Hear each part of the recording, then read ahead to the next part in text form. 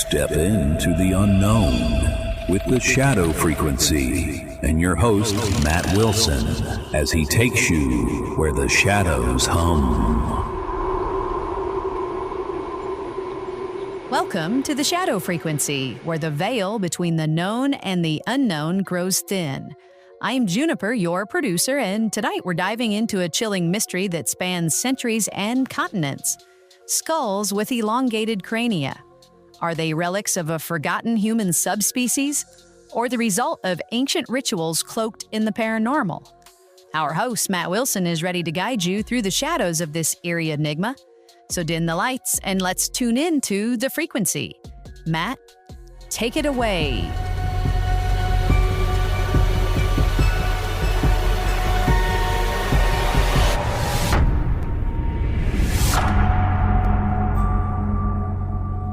Welcome, listeners, to the Shadow Frequency. Tonight, we're stepping into a world where the past whispers secrets that defy explanation. Picture this. Deep in the arid sands of Peru's Paracas Peninsula, in 1928, archaeologist Julio Tello unearths a graveyard unlike any other. Among the vibrant textiles and ancient relics, he finds over 300 skulls, each unnaturally elongated, stretching backward into a conical shape that seems almost otherworldly. These are the Paracas skulls, and they're not alone. Similar finds have surfaced across the globe, the Mayan lands of Central America to the steppes of Central Asia, where the Huns proudly displayed their elongated crania. These skulls aren't just odd, they challenge everything we think we know about humanity's past. Let's start with the Paracas skulls. These aren't your average human remains. Some have cranial capacity up to 25% larger than a typical human skull, pushing beyond what we'd expect even from natural variation. The elongation is extreme, often extending the back of the head into a pronounced cone. And here's where it gets strange. Some researchers, like those examining the skulls at Peru's Paracas History Museum, note features that don't align with typical human anatomy. For instance, certain skulls have only 2 cranial plates instead of the usual 3, and the foramen magnum, the hole where the spinal cord enters, is positioned lower than it should be. Could these be the remnants of a distinct human subspecies, one that walked among us thousands of years ago? Then there's the global phenomenon. In Egypt, depictions of Pharaoh Akhenaten and his family show suspiciously elongated heads, often hidden beneath elaborate headdresses. Were these royal figures born with such skulls, or were they shaped to reflect a divine connection? In Vanuatu, even into modern times, tribes have practiced head binding to achieve this look, believing it enhances spiritual power. The Mangbitu of the Congo saw elongated skulls as a mark of beauty and intelligence, a gateway to the divine. Across these cultures, the practice seems tied to something beyond the physical, a bridge to the supernatural, perhaps a way to channel energies or entities we can't comprehend. And let's not ignore the whispers of the unexplained. Some Paracas skulls tested for DNA in 2014 reportedly showed mitochondrial DNA with mutations unknown in any human, primate, or animal. Could this suggest a lineage so ancient, so divergent that it borders on the alien? Or were these skulls shaped to mimic beings from another realm, deities or ancestors who visited our world? The Paracas people were master weavers, their textiles depicting strange humanoid figures with oversized heads. Were they documenting something real, something that walked among them? As we delve deeper, the air grows heavy with possibility. Were these skulls elongated to mark the elite, to signal a connection to gods or spirits? Or do they hint at a lost chapter of human history, a subspecies that thrived before fading into the shadows? The answer eludes us, but the question pulls us into the unknown. Let's pause here and hand it over to Juniper for a break.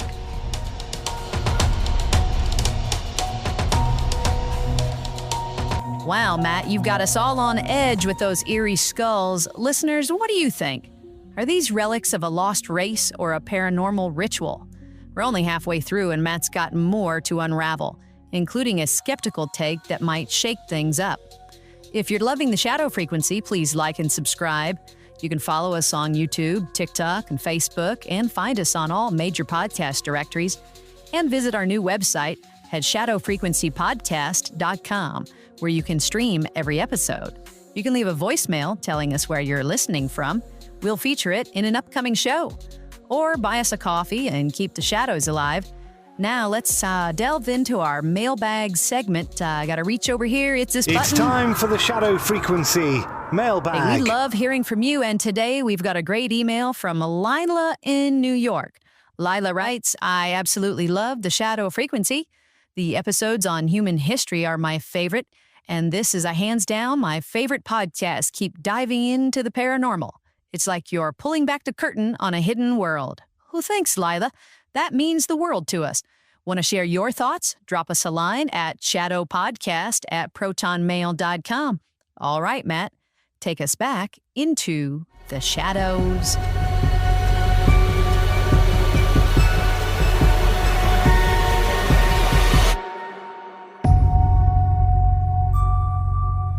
Welcome back to the Shadow Frequency. We've been exploring the haunting mystery of elongated skulls, from the Paracas Peninsula to ancient Egypt and beyond.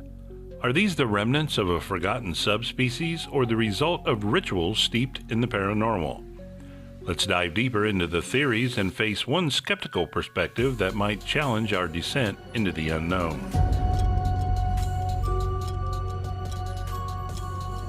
One theory suggests these skulls were shaped to enhance spiritual abilities. The Paracas people, who thrived from 800 BCE to 100 BCE, believed the head was the seat of the soul.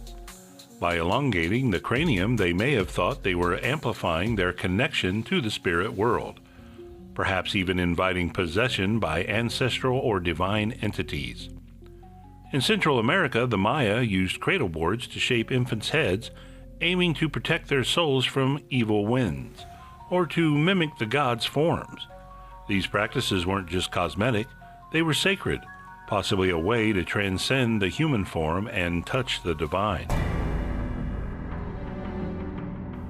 Another chilling possibility is that these skulls weren't shaped at all but belonged to a naturally elongated subspecies.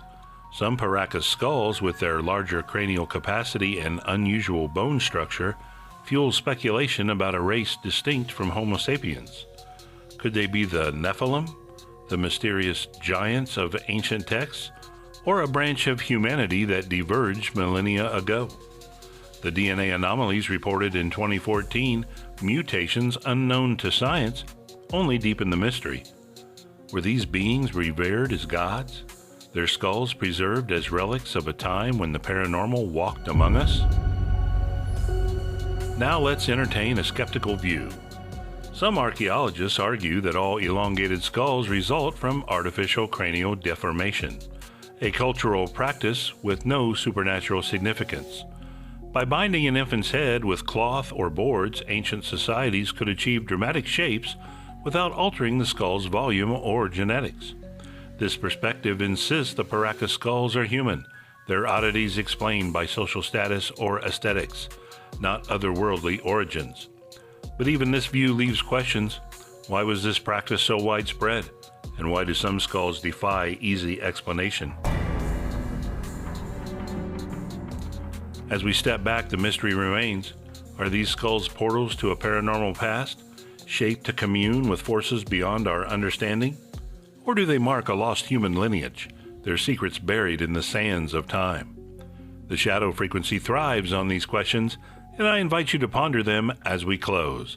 Juniper, over to you.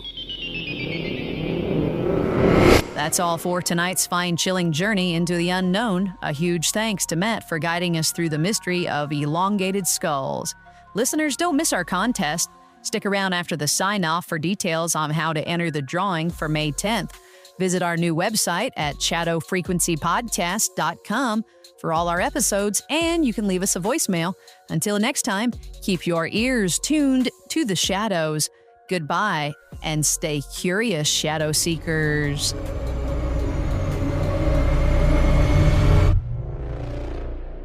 Calling all Shadow Frequency fans.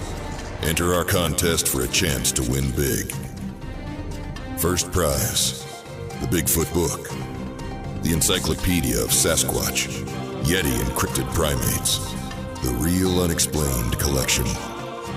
Second prize, Squatch Metalworks, Bigfoot playing cards, a unique 52-card deck with illustrations and facts, perfect for Sasquatch lovers.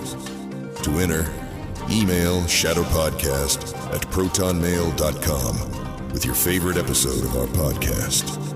Drawing is May 10th, 2025. Tune in and throw your hat in the ring. This episode was produced with a commitment to exploring the unexplained while grounding our discussion in documented discoveries. All interpretations are speculative and intended for entertainment purposes.